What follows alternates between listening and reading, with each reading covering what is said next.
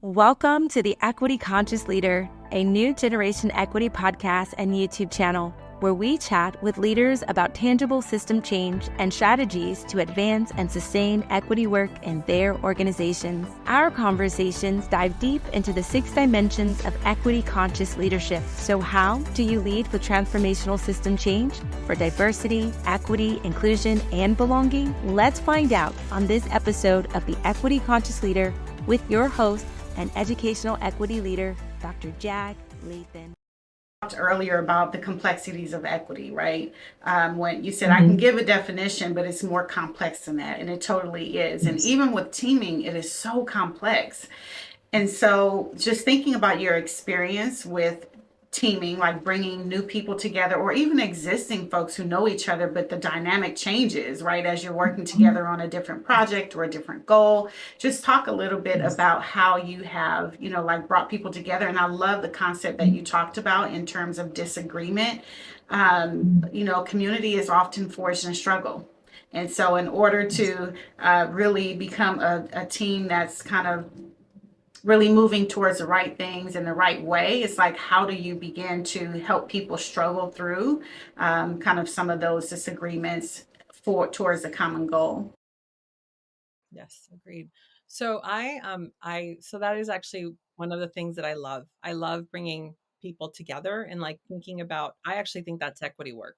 I think equity work is bringing people together who might not have ever shared space, who might not have ever shared ideas or concepts, and bringing them together to understand each other.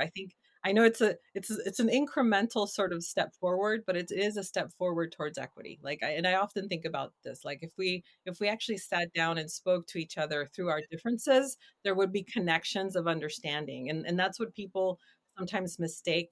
I'm not trying to convince you. I'm trying to understand you and back. Anyway, so to answer your question, sorry. Um, One of the pieces that I think is really important in this notion of bringing together and forming teams is to actually spend the time and intentionally form the team. And people don't, what I see as a step that gets missed is we get so captured by urgency, by time, by tasks. Like we have all these things to do, and these are the employees that are coming together to do it. And there's no sitting down and thinking about the team. And I'll share with you an example, a very current example. So just this year, we have 7 labor groups. All 7 labor contracts are open for negotiation. That means 7 labor teams are negotiating at the same time.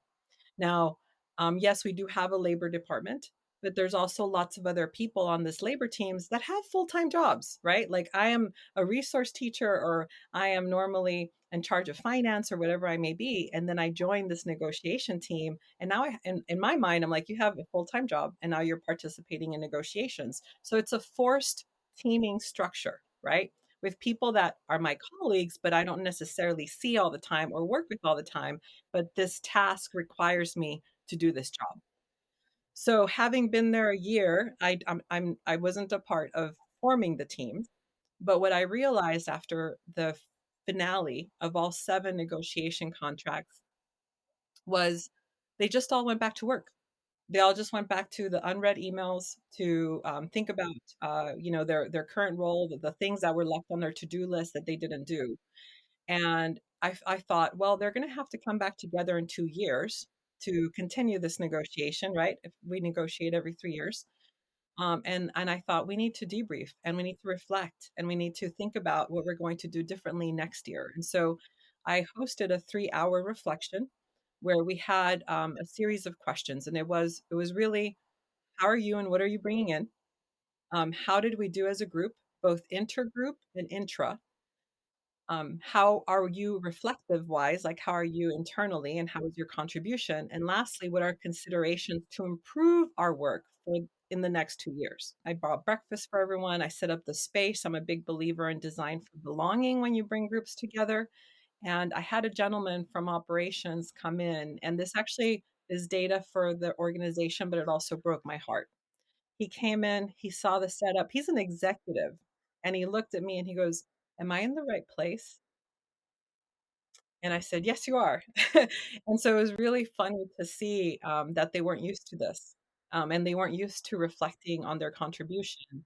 And they weren't used to thinking about themselves as a group.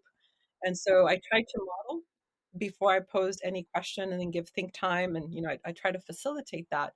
But I think about the intentional facilitation of this, the intentional design, and then also the intentional time that it takes, because all of them were busy. All of them were busy with their jobs. All of them had other pieces to their responsibility other than being on this labor team. But we never took the time to say, as we forge this labor team, how are we as a labor team? And that's what I mean by the importance of teaming is we have to be intentional about it. We have to think about our identity now as it shifts into this team. I know I'm payroll, but now I'm labor. So what's our identity as a team? And have we discussed those things? And do you know me so well in this new team that I have certain expertise and certain strengths that you might not have? And are we truly leveraging our strengths in order to support the best possible outcomes? And so that's the conversation I'm starting to lead with the labor groups. But they also gave me pretty candid feedback to say this was great and we've never done this before. So I know it's continued work. So all to say it's very intentional design, very intentional reflective questions, and very intentional dialogue about the self, about us, and about the task. Something you said a little while ago was the identity of the team. I will, for those who are maybe new to this work of equity leadership and trying to understand how to like really transform, and we understand from our years of experience, Dr. Bagula, that transforming work cannot be one individual, right? It might have a leader, right, a formal leader, but in reality, it is a group of people who need to agree on what it is that needs to be transformed and start moving to that place of transformation, even if you all don't agree on the exact same way. And I think I love when you talked about the fact that, well, let's talk about when we do disagree, right? Like, what is that banter like? How do we actually work through that? And what can we glean from that? Right? That to me brings a collective wisdom of a group, because that disagreement might actually help, like, push the system in a way that we didn't even imagine could happen.